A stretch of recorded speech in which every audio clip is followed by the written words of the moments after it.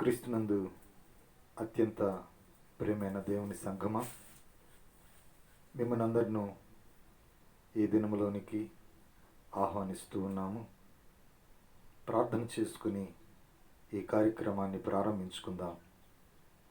సర్వోన్నతుడా, కృపలకు ఆధారభూతుడా, నీ సింహాసనం ఎదుట నీ బిడ్డలముగా మేము తలలు వంచి ఉన్నాము.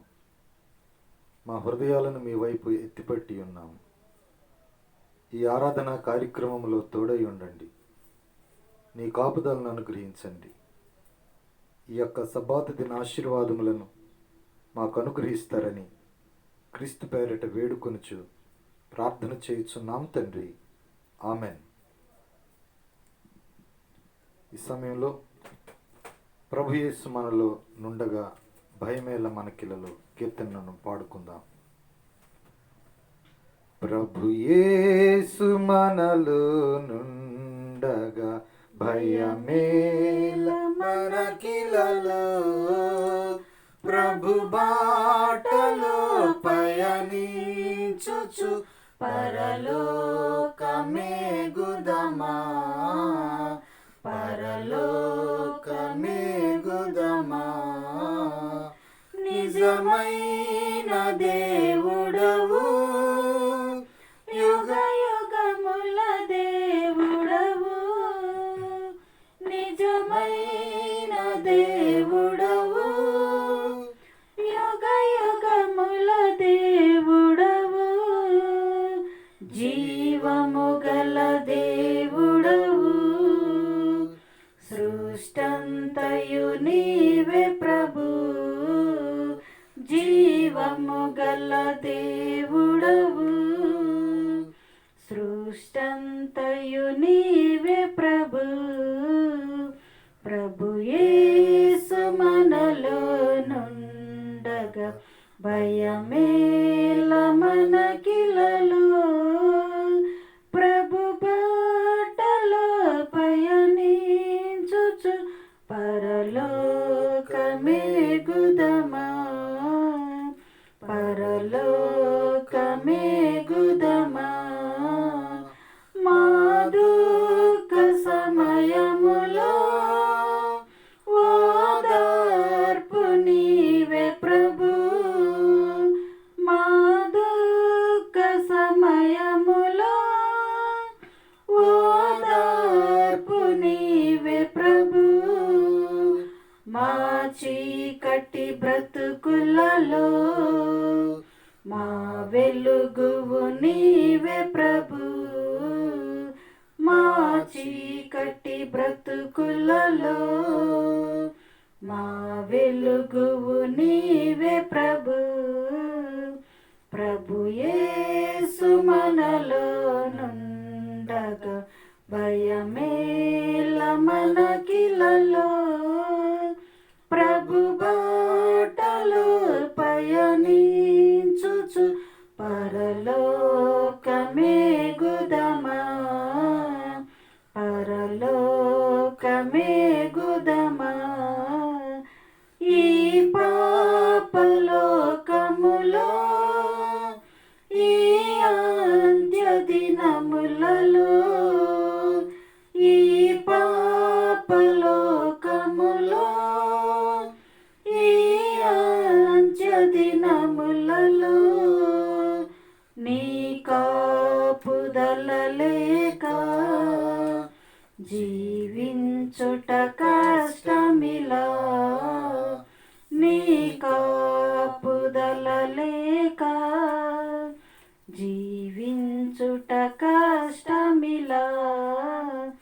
ప్రభు యేసు మనలో నుండగా భయమేల మనకిలలో, ప్రభు బాటలో పయనించుచు పరలోకమే గుదమా, పరలోకమే గుదమా.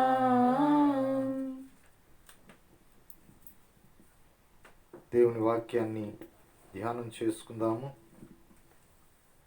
ప్రియ సహోదరి సహోదరులారా, బైబిల్ గ్రంథము 7 తెగుళ్ళను గురించి చెప్పింది. ఈ యొక్క 7 తెగుళ్ళ నుంచి నువ్వు తప్పించుకొనగలవా? 7 తెగుళ్ళు మనకి ఎప్పుడు వస్తాయి? 7 తెగుళ్లలో మన దేవుడు మనకి ఏ విధంగా కాపుదలను అనుగ్రహిస్తాడు? ఈ విషయాలను మనము అర్థం చేసుకోవలసిన వారమై ఉన్నాం. బైబిల్ జ్ఞానంలో మనము వాక్యాన్ని పరిశీలన చేద్దాం.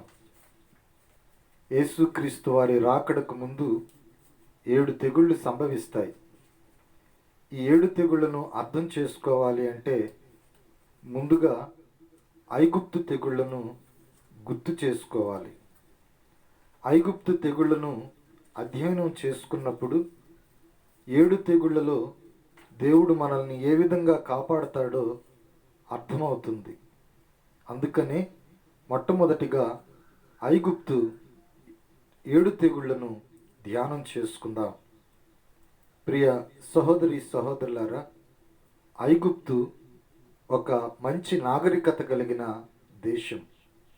ఆ దేశంలోనికి యోసేపు మొట్టమొదటిగా పంపించబడ్డాడు. యోసేపు ద్వారా తన అన్నలు, తండ్రి పంపించబడ్డారు. అనంతరము ఆ దేశంలో ఇశ్రాయేలీలు అత్యధికులుగా అభివృద్ధి చెందటం చూస్తాం. పాత ఫరోలు ప్రేమగా ఇశ్రాయేలీలను చూశారు, కానీ తర్వాత వచ్చినటువంటి ఫరోలు ఇశ్రాయేలీల ఎడల కఠినమైనటువంటి వైఖరిని చూపించారు.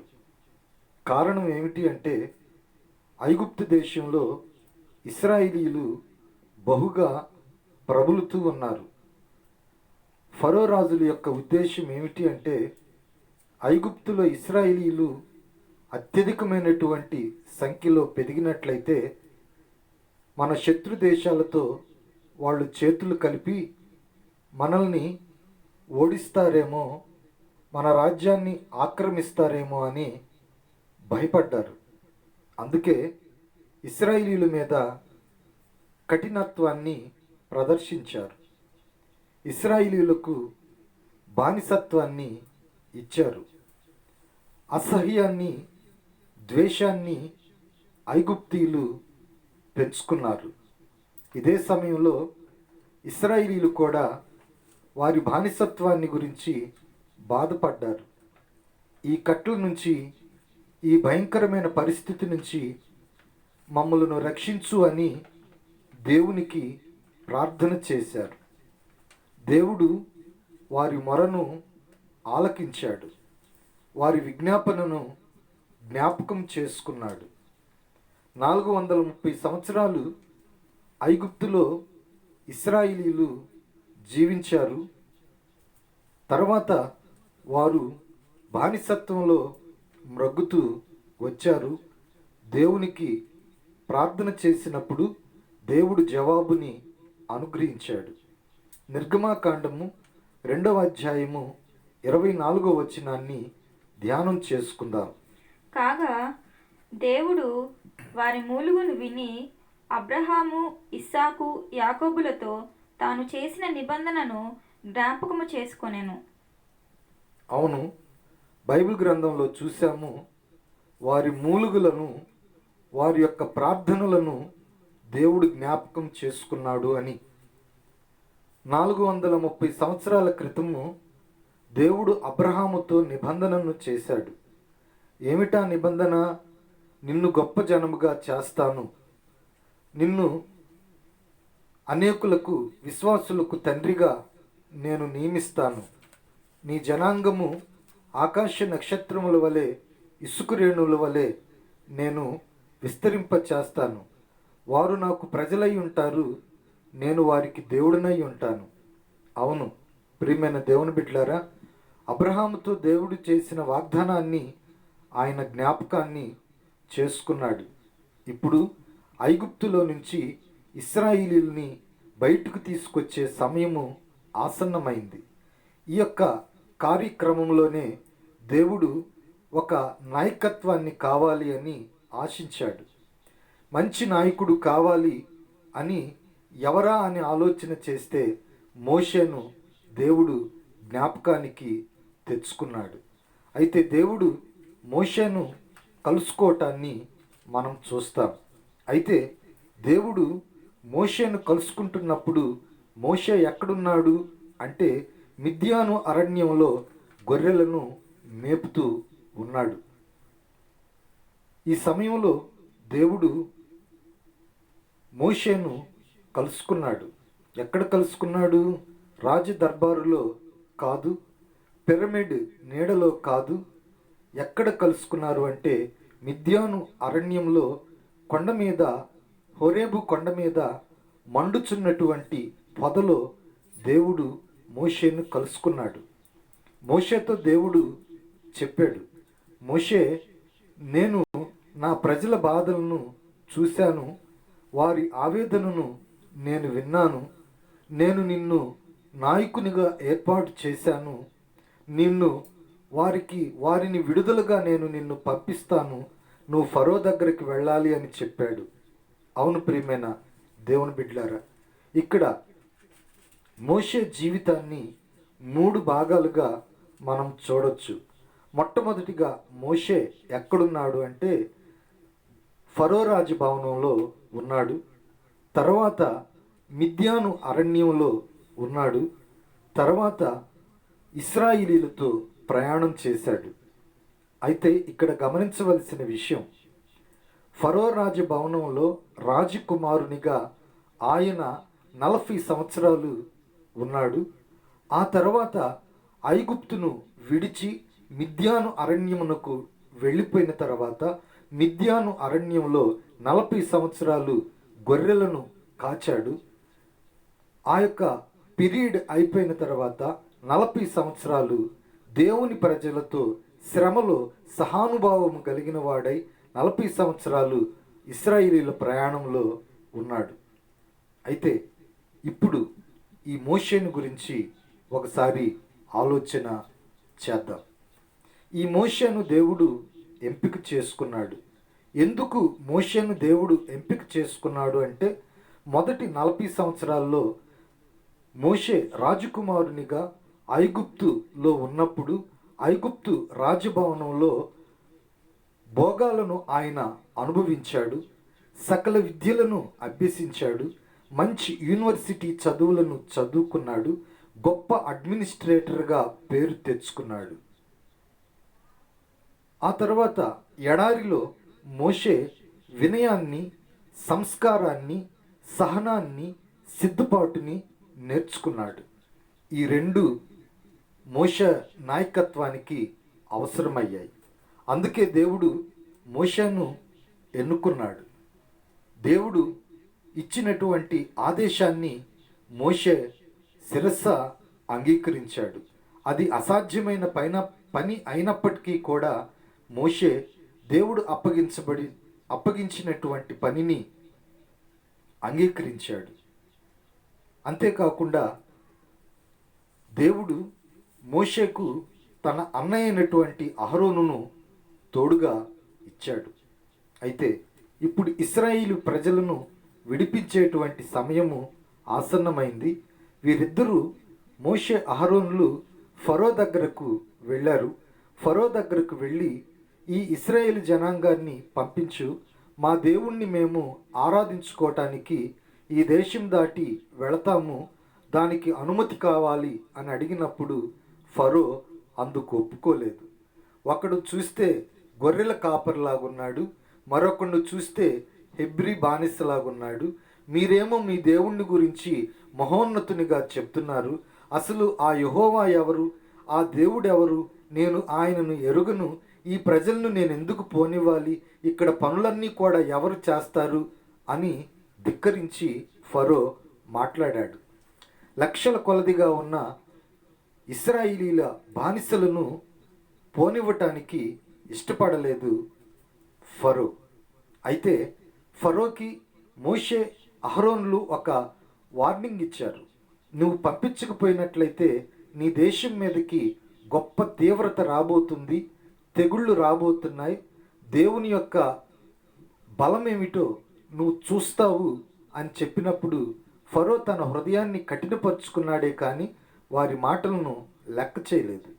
అయితే తెగుళ్ళు ప్రారంభము అయినాయి. మొట్టమొదటిగా మనము గమనిద్దాము.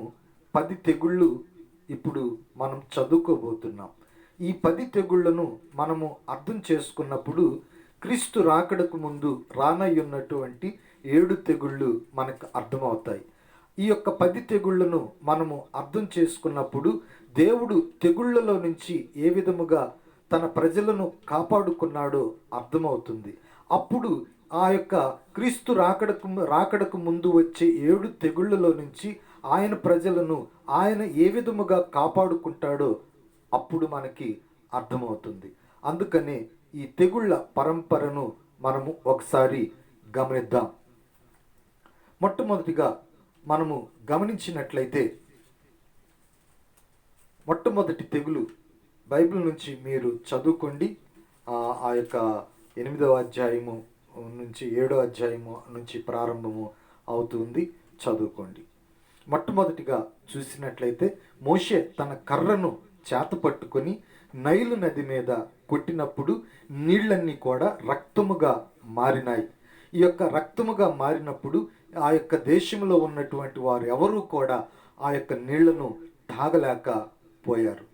తర్వాత రెండవ తెగులు కప్పలు వచ్చాయి. రెండవ తెగులు కప్పలు, మిలియన్ల కొద్ది కప్పలు వచ్చాయి. వారి ఆహారంలోను, వారి నీళ్లలోను, వారి యొక్క మంచంలోను, వారి పిండిలోను, వారి తొట్టిలోను ఎక్కడ చూచినా కూడా మిలియన్ల కొద్ది కప్పలు ఆ దేశంలో ఉన్నాయి. ఇది చూసి కూడా ఫరో తన హృదయాన్ని కఠినపరుచుకున్నాడు. తర్వాత మూడవ తెగులుగా పేలు వచ్చాయి. పేలు వచ్చినప్పుడు ఐగుప్తీయుల మీద ఆ పేలు అన్నీ కూడా దేశం మీద సంచరించాయి. ఇక్కడ ఒక్క విషయాన్ని గమనించి తిరిగి ఆ 7 తెగుళ్ళలోనికి మనము వెళదాం. విషయం ఏమిటి అంటే, మొట్టమొదటిగా నీళ్లు రక్తంగా మారాయని, కప్పలు పేలు వచ్చాయని ఈ 3 తెగుళ్ళను గురించి మనం మాట్లాడుకున్నాం.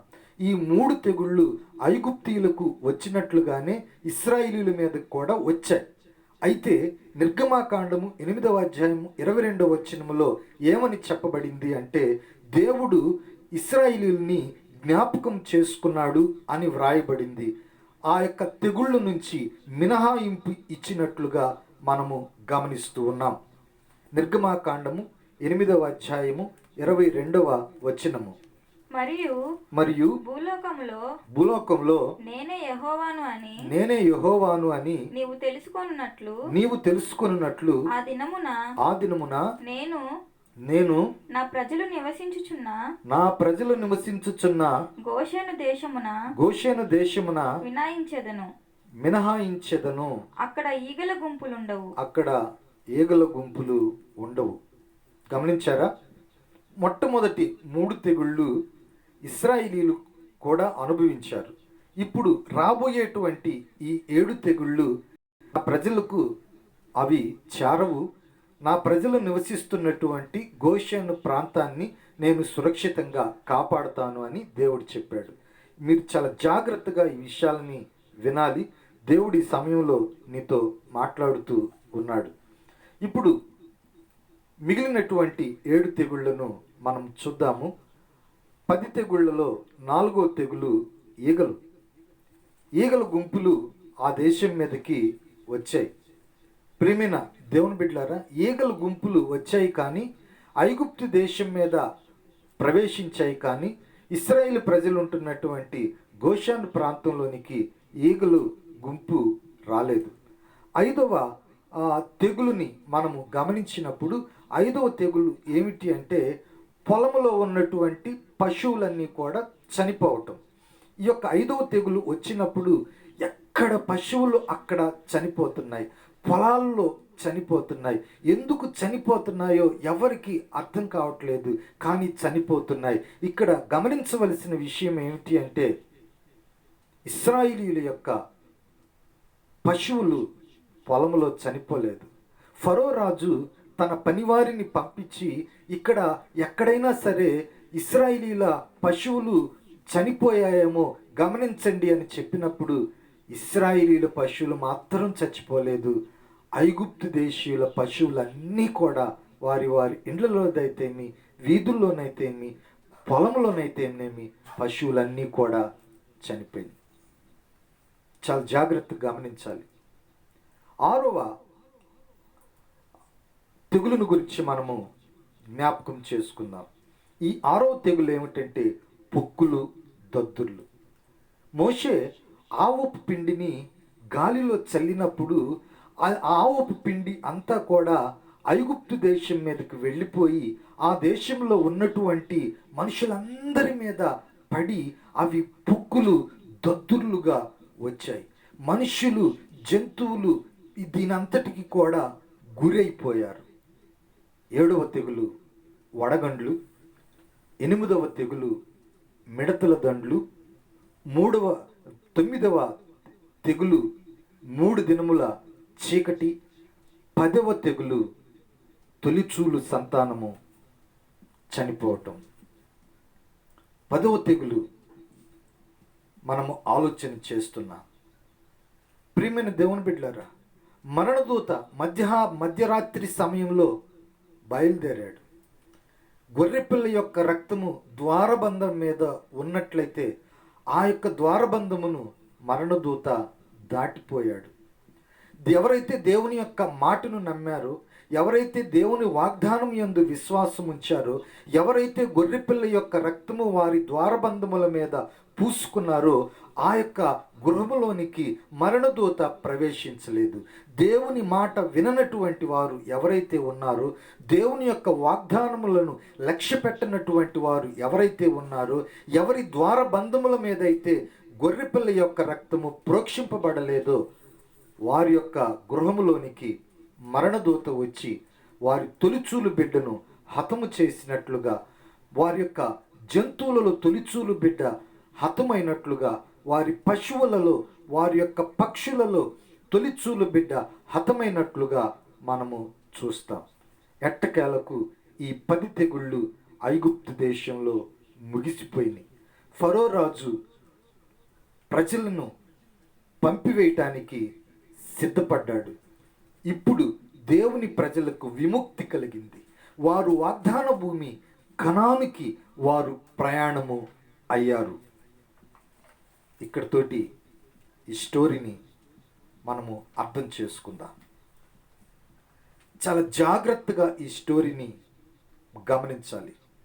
ఈ యొక్క 20వ శతాబ్దంలో లోకాంతమును గురించినటువంటి ప్రాముఖ్యమైనటువంటి కథ, లేకపోతే ఈ యొక్క 20వ శతాబ్దంలో చాలా ప్రాముఖ్యమైన కథ అని ఎందుకు అంటున్నాను అంటే, రాబోయేటువంటి 7 తెగుళ్లను మనము జ్ఞాపకం చేసుకోవటానికి, అధ్యయనం చేయటానికి, దానిలో నుండి మనం ఏ విధముగా రక్షింపబడతాము అనేటువంటి విషయాలను చర్చించటానికి, ఆలోచన చేయటానికి, జాగ్రత్త పడటానికి, దేవునిని మహిమపరచటానికి ఈ కథ మనకి ఎంతగానో ఉపయోగపడుతుంది. కొత్త నిబంధన గ్రంథంలో లోకాంతమును గురించినటువంటి చాలా ప్రవచనాలు, వచనాలు వ్రాయబడి ఉన్నాయి. తెగుళ్ళు వస్తాయి. అయితే ముందున్నటువంటి తెగుళ్ళు కన్నా కూడా రాబోయేటువంటి తెగుళ్ళు అతి భయంకరమైనటువంటి తెగుళ్ళుగా ఉంటాయి. ఇది కేవలము ఇప్పుడు మనం చూస్తున్నటువంటి ఈ తెగులు కేవలము ట్రయల్స్ మాత్రమే. ప్రియమైన దేవుని బిడ్డలారా, ఇంతకన్నా భయంకరమైనటువంటి దారుణమైనటువంటి తెగుళ్ళను మనం చూడబోతూ ఉన్నాం. మనం ఈ తరంలో మనం చూసాం ఈ తెగుల్ని. బహుశా ఈ తెగులు అయిపోతుండగానే మరొక తెగులు రాదు అనేటువంటి గ్యారెంటీ ఏమీ లేదు. సరే, 10 తెగుళ్ళు ఐగుప్తు దేశంలో మహాఘోష వినిపిస్తే, రానున్నటువంటి 7 తెగుళ్ళు ప్రపంచంలో మహాఘోషను వినిపించబోతున్నాయి. దానికి నువ్వు సిద్ధపడవలసినటువంటి వాడమైనా. నేను భయపెట్టడం లేదు. దేవుని యొక్క వాక్యంలో వ్రాయబడిన విషయాలను నేను మీకు తెలియచేస్తున్నాను. దేవుని బిడ్డలను దేవుడు ఏ విధముగా కాపాడతాడు అనే విషయాన్ని చెప్పడానికి నేను ప్రయత్నిస్తున్నాను. ఈ 7 తెగుళ్ళలో దేవుని బిడ్డలు కూడా ఉంటారు, కానీ ఆ బిడ్డలను దేవుడు కాపాడతాడు. గోషానులో ఆ దేవుని ప్రజలను ఆయన ఏ విధముగా కాపాడుకున్నాడో, ఐగుప్తులో వచ్చినటువంటి ఆ యొక్క తెగుళ్ళలో పాలిభాగస్తులను ఏ విధముగా చేయలేదో, రాబోయేటువంటి 7 తెగుళ్ళలో నువ్వు కాపాడబడతావు, నువ్వు కూడా పాలిభాగస్తులుగా ఉండవు. అయితే క్రీస్తు రాకడకు ముందు ఈ 7 తెగుళ్ళు వస్తాయి అని మనం చదువుకున్నాము. బైబిల్ గ్రంథంలో వీటి విషయమై ధృవీకరించబడింది. మొట్టమొదటిగా దానియేలు 12వ అధ్యాయం 1వ వచనంలో దానియేలు ఈ లోకమునకు సంభవింపబోయే ఆ మహాశ్రమను గురించి ఒక స్టేట్మెంట్ చేశాడు. అది చదువుకొని మిగిలినటువంటి ఆ యొక్క వచన భాగాల్లోనికి 7 తెగుళ్లను మనము ఒకసారి బైబిల్ గ్రంథం నుంచే మనం చదువుకుందాం. ఆ కాలమందు నీ జనుల పక్షమున నిలుచునట్టి మహా అధిపతియగు మిఖాయేలు వచ్చును. అప్పుడు నీ జనులు రాజ్యముగా కూడిన కాలము మొదలుకొని ఈ కాలము వరకు ఎన్నటికిని కలుగునంత ఆపద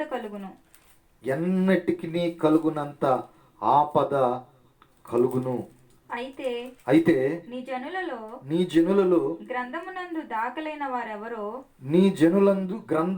దాఖలైనటువంటి వారు ఎవరో వారు తప్పించుకొందురు. దానియేలు ప్రవచన గ్రంథంలో చెప్పినటువంటి మాట ఏమిటి అంటే, ఈ కాలము వరకు ఎన్నటికి కలుగునంత ఆపద, శ్రమ, తెగులు, ఆవేదన, దుఃఖము నీకు కలుగుతుంది. అయితే ఎవరి పేరైతే గ్రంథమందు వ్రాయబడుతూ ఉందో వారు మాత్రము తప్పించుకుంటారు. ముందుగానే దానియేలు ద్వారా దేవుడు మనతో మాట్లాడాడు. ఇప్పుడు ఆ 7 తెగుళ్ళు ఏ విధముగా సిద్ధము చేయబడ్డాయో ఆ విషయాన్ని మనము చదువుకుందాం. ప్రకటన గ్రంథము 15వ అధ్యాయము 1వ వచనములో ఈ 7 తెగుళ్ళు ఏ విధముగా సిద్ధం చేయబడి ఉన్నవో మనము చదువుకోబోతున్నాం. 15:1 వచనాన్ని మనం చదువుకుందాం. మరియు ఆశ్చర్యమైన మరి యొక్క గొప్ప సూచన పరలోకమందు చూచితిని. అదేమనగా 7 తెగుళ్ళు చేత పట్టుకొని ఉన్న 7 దూతలు. ఇవే కడవరి తెగుళ్ళు. వీటితో దేవుని కోపము సమాప్తమాయెను. ప్రియులరా, సరిగా అర్థం చేసుకోండి ఈ మాటను. 7 తెగుళ్ళు చేత పట్టుకొని ఉన్న 7 దూతలు అని అంటూ, ఇవే కడవరి తెగుళ్ళు అని అంటూ, వీటితో దేవుని కోపము సమాప్తమాయను. ఈ సిద్ధపాటుని మీరు చాలా జాగ్రత్తగా అర్థం చేసుకోవాలి. ఏమిటి అంటే, 7 తెగుళ్ళు చేత పట్టుకొని ఉన్న దేవదూతలు. రెండో విషయం అంటే, ఇవే కడవరి తెగుళ్ళు, ఇవే ఇంకా ఆఖరి తెగుళ్ళు. ఈ భూమి మీద ఇంకొక తెగులు లేదు. ఈ యొక్క 7 తెగుళ్ళతో తెగుళ్ళన్నీ అయిపోతాయి. ఎందుకు అంటే, వీటితో దేవుని కోపము సమాప్తమైపోతుంది. ఇక దేవుని కోపము 7 తెగుళ్ళతో తీరిపోతూ ఉంది. కాబట్టి ఇంక తెగుళ్ళు అనేటువంటి ఉండవు. కాబట్టి ప్రపంచాన్ని గడగడలాడించబోతున్నటువంటి 7 తెగుళ్లను దేవుడు సిద్ధపరిచి ఉంచాడు. ఈ విషయాన్ని నీవు నేను గ్రహించాలి. సిద్ధపరిచి ఉంచినటువంటి యొక్క 7 తెగుళ్లను దేవుడు ఏం చేయబోతున్నాడో ప్రకటన 16వ అధ్యాయము 1వ వచనంలో చెప్పబడింది. మరియు మీరు పోయి దేవుని దేవుని కోపంతో నిండిన ఆ 7 పాత్రలను ఆ 7 పాత్రలను భూమి మీద కుమ్మరించుడని భూమి మీద క్రొమ్మరించుడని ఆలయములో నుండి గొప్ప స్వరము ఆ 7 దేవదూతలతో చెప్పగా వింటిని. దేవదూతలారా, ఇప్పటి వరకు మీరు ఆ 7 తెగుళ్లను చేత పట్టుకొని ఉన్నారు. దేవుని ఉగ్రత అనేటువంటి తెగుళ్లను మీరు చేత పట్టుకొని ఉన్నారు. ఇప్పుడు నేను మీకు ఆర్డర్ ఇస్తున్నాను, మీరు వెళ్ళిపోండి, భూమి మీద ఈ తెగుళ్ళన్నీ కుమ్మరించండి. నా ఉగ్రత అనబడే ఈ యొక్క తెగుళ్ళను భూమి మీద కుమ్మరించండి అని స్వరము ఆలయము నుంచి చెప్పటము మనము చదువుకున్నాం. ప్రియమైన దేవుని బిడ్డలారా, కుమ్మరింపబడనయ్యున్నటువంటి ఈ భయంకరమైనటువంటి 7 తెగుళ్ళు ఏమిటి, ఎలా ఉంటాయి అని మీరు అడగొచ్చు. ఏమో నేను కూడా చూడలా, కానీ మనము వీటిల్ని కొన్ని వివరణలను సవివరంగా ఇచ్చారు. అయితే ఇప్పుడు మనం 7 తెగుళ్ళను గురించి చదువుకోబోతున్నాము. అయితే ముందుగా నేను మీకు ఒక మాటను చెప్తున్నాను. ఈ తెగుళ్ళు ఎలా ఉంటాయి అంటే, ఐగుప్తు దేశం మీదకి 10 తెగుళ్ళు వచ్చాయి కదా, ఈ 10 తెగుళ్ళను పోలి ఉంటాయి. ఈ విషయాన్ని మీరు మర్చిపోవద్దు. అంటే దాదాపుగా అలాగనే ఉంటాయి. కానీ ఇప్పుడు వచ్చింది, ఆ రోజు వచ్చింది ఐగుప్తు దేశంలో, ఇప్పుడు రాబోయేటువంటిది ఈ కరోనా వైరస్ లాగా ప్రపంచం అంతా కూడా వ్యాపిస్తుంది. ప్రపంచం అంతా కూడా ఈ యొక్క చేదు అనుభవాన్ని పొందబోతూ ఉంది. అందుకే ఈ యొక్క 7 తెగుళ్ళను మనము బైబిల్ గ్రంథం నుంచి మనం చదువుకుందాం. 7 తెగుళ్ళలో మొట్టమొదటి తెగులు ప్రకటన గ్రంథము 16వ అధ్యాయము 2వ వచనం. 16:2. అంతటా మొదటి దూత వెలుపలకు వచ్చి తన పాత్రను భూమి మీద కుమ్మరింపగా ఆ క్రూర మృగం యొక్క ముద్రగల వారికిని దాని ప్రతిమకు నమస్కారము చేయు వారికిని బాధాకరమైన చెడ్డ పుండు పుట్టెను. బాధాకరమైనటువంటి చెడ్డ పుండు పుట్టెను. ఎవరికి? ఆ యొక్క క్రూర మృగమునకు, దాని ముద్రగల వారికి, దాని ప్రతిమకు నమస్కారం చేసినటువంటి వారికి, విగ్రహారాధన చేసినటువంటి వారికి ఏం కలుగుతుందంటే చెడ్డ పుండు పుట్టును. చెడ్డ పుండు. ఈ చెడ్డ పుండ్లు ఎక్కడ చూసామంటే ఐగుప్తు తెగుళ్ళలో మనం చూసాం. ఇంకా ఈ చెడ్డ పుండ్లు ఎక్కడ చూసామంటే యోబుకి చెడ్డ పుండ్లు వచ్చినట్లుగా మనం చూసాం. బాధాకరమైనటువంటి చెడ్డ పుండ్లు అని చెప్పబడుతుంది. ఈ చెడ్డ పుండ్లు ప్రపంచం మీదకి మొట్టమొదటి తెగులుగా రాబోతున్నాయి. ఎప్పుడైతే ఆ చెడ్డ పుండ్లు వస్తాయో అప్పుడు పాఠశాలలన్నీ కూడా మూసివేయటం జరుగుతుంది. ఆఫీసులన్నీ, కర్మాగారాలన్నీ, బ్యాంకులన్నీ, బస్ స్టాండ్లన్నీ, రైల్వే స్టేషన్లన్నీ ఇప్పుడు మనకి లాక్డౌన్లో ఏమైతే మూసేశారో, ఏ విధముగా మనం ఈ యొక్క చీకటిని, ఈ అనుభవాన్ని మనం చూస్తున్నామో అదే పరిస్థితిని ఆ దినమున మనము మరొకసారి చూడబోతున్నాం. ఆసుపత్రికి ఈ చెడ్డ పుండ్ల వలన ఆసుపత్రికి చికిత్స కోసము వేల కొలది మంది వస్తారు. అయితే అక్కడ డాక్టర్లు, నర్సులు కూడా జబ్బున పడి ఉంటారు. వైద్యం అందక లక్షల్లో చనిపోతూ ఉంటారు. ప్రియమైన దేవుని బిడ్డలారా, నేను కరోనాని ఊహించి చెప్తున్నటువంటి మాటలు కాదు. ఈ విషయాలను మీరు అర్థం చేసుకోండి. ప్రకటన గ్రంథము 16వ అధ్యాయము 3వ వచనాన్ని మనం చదివితే ఇక్కడ 2వ తెగులు కనిపిస్తూ ఉంది. రెండవ దూత తన పాత్రను సముద్రములో కుమ్మరింపగా సముద్రము పీనుగు రక్తము వంటిదాయను. సముద్రం ఎలా అయిందంటండి? పీనుగు రక్తము వంటిదాయను. చదువు నాయన. అందువలన సముద్రములో ఉన్న జీవ జంతువులన్నీ చనిపోయాను. సముద్రమే పీనుగు రక్తముగా మారిపోతే జీవ జలములు లేకపోతే జీవ జంతువులన్నీ కూడా చనిపోయాయి. ఒకవేళ ఆ యొక్క రెండవ తెగులు కుమ్మరించబడినప్పుడు సముద్రము పీనుగు రక్తముగా మారినప్పుడు ఎవరైతే ఆ యొక్క ఓడలలో ప్రయాణం చేస్తున్నారో వాళ్ళు బయటికి వచ్చిన తర్వాత వాళ్ళ ద్వారాగా మరికొన్ని జబ్బులు ఇతరులకు ప్రబలుతాయి, ఇతరులకి వచ్చేస్తాయి. భయంకరమైనటువంటి తెగుళ్ళు ప్రపంచం మీదకి రాబోతుంది. 3వ తెగుల్ని మనం చదువుకుందాం. ప్రకటన 16వ అధ్యాయము 4వ వచనం. 16:4. మూడవ దూత తన పాత్రను నదులలోను జలధారలలోను కుమ్మరింపగా అవి రక్తమాయను. ఇప్పుడు రెండవ తెగులును మనం చూస్తే సముద్రము పీనుగు రక్తము అయింది అని మనం చదువుకున్నాం. సముద్రము పీనుగు రక్తం అయింది కదా, ఇంకా మాకు సరస్సులు ఉన్నాయి, ఇంకా మాకు నదులు ఉన్నాయి, ఇంకా మాకు ఊట జలాలు ఉన్నాయి అని అనుకుంటుండగానే 3వ తెగుళ్ళు ఏమవుతుందంటే నదులు, ఆ యొక్క జలధారులు ఇవన్నీ కూడా రక్తమైపోతాయి అని బైబిల్ గ్రంథం ద్వారా 3వ తెగులు ద్వారా మనం తెలుసుకుంటున్నటువంటి విషయం. 4వ తెగులను కూడా ఒకసారి మనం చదువుకుందాము. ప్రకటన గ్రంథము 16వ అధ్యాయము 8వ వచనం. 16:8. 4వ దూత తన పాత్రను సూర్యుని మీద కుమ్మరింపగా మనుష్యులను అగ్నితో కాల్చుటకు సూర్యునికి అధికారం ఇవ్వబడెను.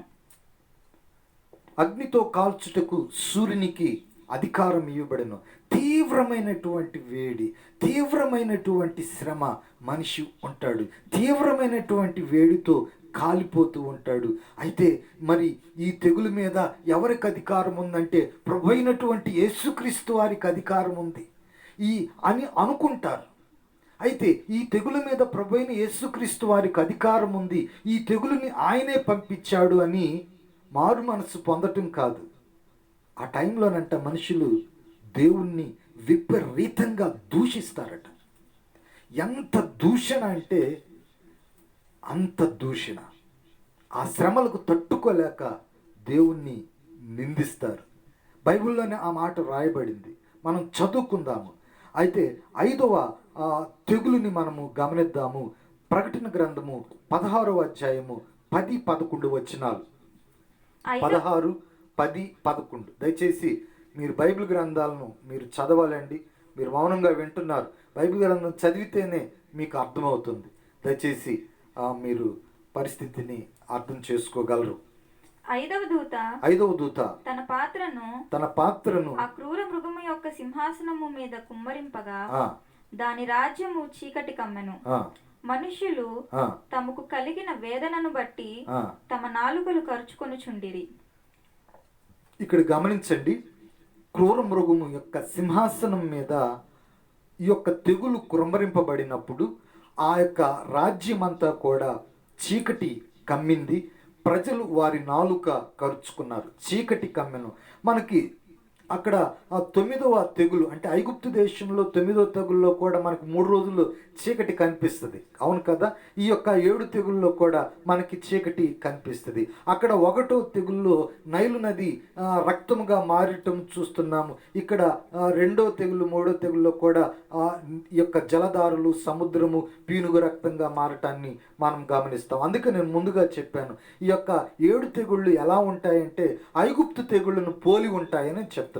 అయితే ఇప్పుడు ఇక్కడ క్రూర మృగము యొక్క సింహాసనం మీద తెగుళ్ళు కుమ్మరింపబడినప్పుడు ఏం జరిగిందంటే చీకటి కలిగింది. ఆ చీకటిని బట్టి ప్రజలు నాలుకలను కరుచుకున్నారు. ఇంకేం చేశారు?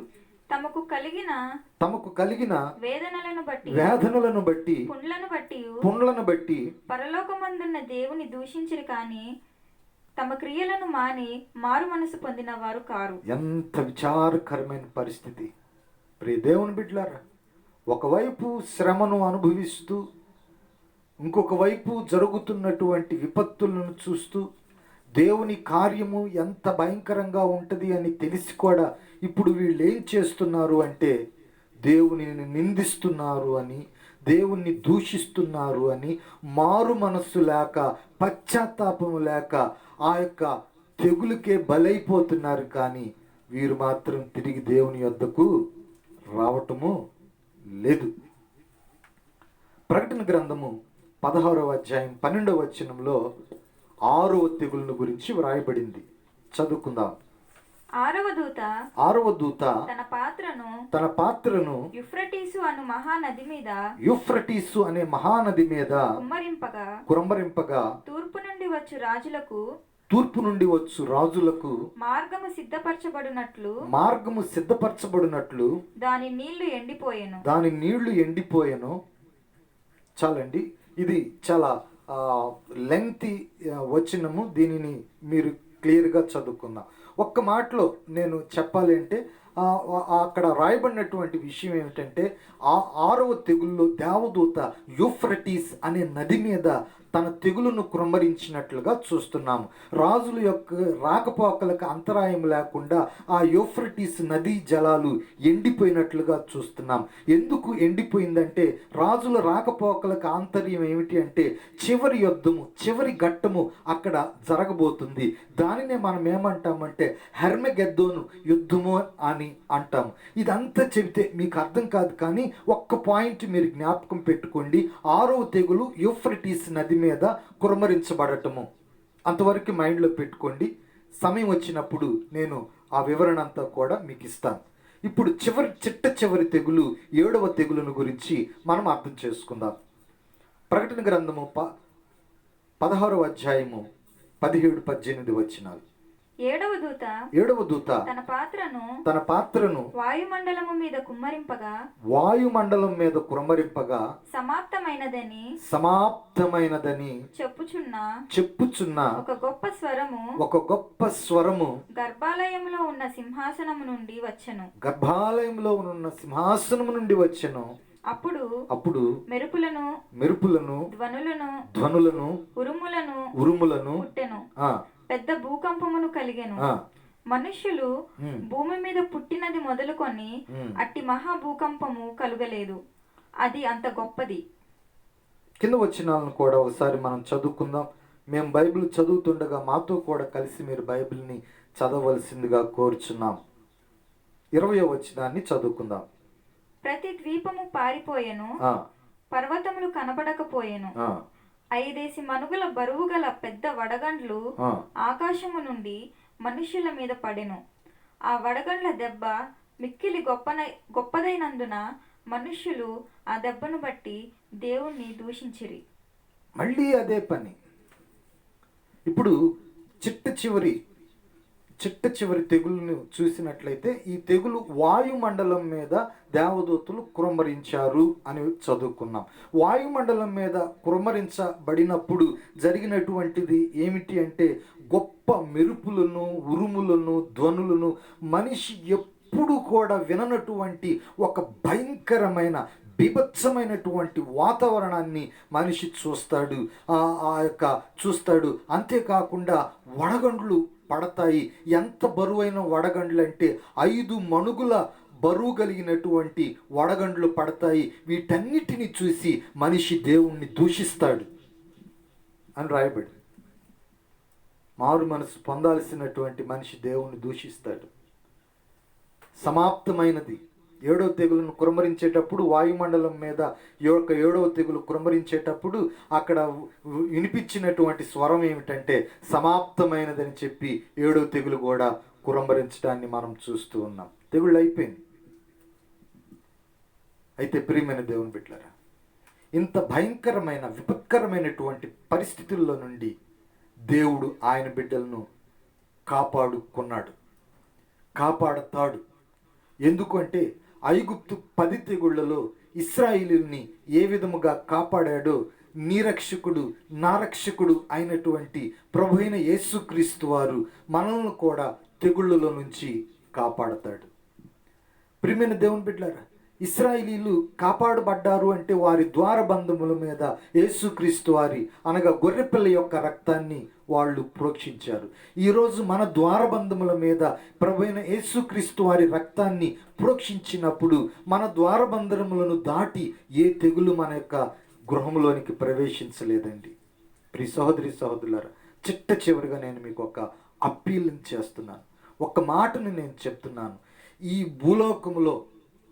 భూలోకములో ఎక్కడ నీకు ఆశ్రయము దొరకదు, ఎక్కడ నీకు ఆదరణ దొరకదు, ఎక్కడ నీకు బాధ్యత దొరకదు. కేవలము ఈ యొక్క ఆదరణ, ఆశ్రయము ఎక్కడ దొరుకుతుంది అంటే ప్రభు అయినటువంటి యేసుక్రీస్తు వారి దగ్గర మాత్రమే దొరుకుతుంది. ఆయన నిన్ను కాపాడగలిగినటువంటి సమర్థుడు, ఆయన నిన్ను పోషించగలిగినటువంటి సమర్థుడు, ఇశ్రాయేలీయుల్ని కాపాడిన దేవుడు, పోషించినటువంటి దేవుడు నిన్ను నన్ను కూడా కాపాడతాడు, నిన్ను నన్ను కూడా పోషిస్తాడు. నీ యొక్క పరలోకపు తండ్రి నీ ప్రాణమును నిన్ను ఆయన కాపాడుతాడు. కనుక ఈ యొక్క విన్నపమును మీరు జాగ్రత్తగా విని మీ యొక్క హృదయాలను దేవుని వైపు తిప్పుకొని క్రీస్తు రాకడకు ముందు లోకంలో జరగబోయే విపరీతాలను, తెగుళ్లను, శ్రమలను ఎదుర్కొనటానికి దేవునిలో నీవు సిద్ధపడాలి అని ప్రభు పేరిట దేవుని సేవకునిగా నేను మనవి చేసుకొంచు ఉన్నాను. ఈ సమయంలో ప్రార్థన చేసుకుందాం. సర్వోన్నతుడా, కృపగలిగిన మా దేవ, నీ పాదములకు వందనాలు తండ్రి. చక్కని లోతైనటువంటి వాక్యాన్ని ధ్యానం చేసుకున్నట్టుకు మీరు మాకు ఈ సమయాన్ని ఇచ్చారు. వాక్యం ద్వారా మాతో మాట్లాడినందుకు నీకు వందనములను తెలియచేసుకొనిచున్నాం. ఈ వాక్యం నీ బిడ్డల హృదయాల్లో ఫలించులాగున సహాయమును చేయండి. ఈ దినాశీర్వాదాలతో ప్రతి కుటుంబాన్ని నింపుతారని క్రీస్తు పేరట వేడుకొనుచు ప్రార్థన చేయుచున్నాం తండ్రి. ఆమెన్. పరలోకమందున్న మా తండ్రి, నీ నామం పరిశుద్ధపరచబడునుగాక, నీ రాజ్యం మాకు వచ్చుగాక, నీ చిత్తం పరలోకమందు నెరవేర్చినట్లు భూమి యందు నెరవేరునుగాక. మా అనుదిన ఆహారం నేడు మాకు దయచేయము, మా రుణస్థులను మేము క్షమించిన ప్రకారం మా రుణములను క్షమించుము, మమ్మల్ని శోధనలోనికి తేక కీడు నుండి తప్పించుము. రాజ్యము, శక్తి, మహిమ నిరంతరం నీవై ఉన్నవి తండ్రి. ఆమేన్. తండ్రి యొక్క ప్రేమయు, కుమారుని యొక్క కృపయు, పరిశుద్ధాత్మ యొక్క అన్యోన్య సహవాసము ఇప్పుడు ఎల్లప్పుడు మనకెల్లరకు సదాకాలం తోడయుండునుగాక. ఆమెన్.